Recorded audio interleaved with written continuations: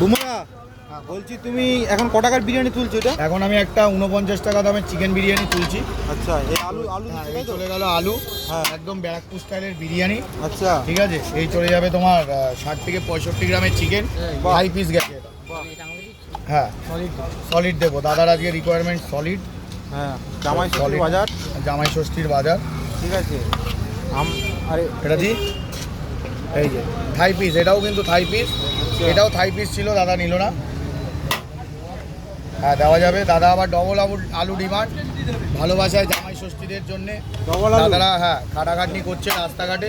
বাহ, আমরা তো জামাই ষষ্ঠী কাটাইনি না আমরা দাদার তো অধিকার হতেই পারে। আমরা 90% ডিসকাউন্ট দিয়েও জামাই ষষ্ঠী পেলাম না। আর এই নয় যে ভিডিও হচ্ছে বলে বলছি, এই দাদা কিন্তু প্রায় আমার কাছে খায়, তোমরা রিভিউ নিতে পারো। কোয়ালিটি দাম। তো এই হচ্ছে আমার রাইসের কোয়ালিটি,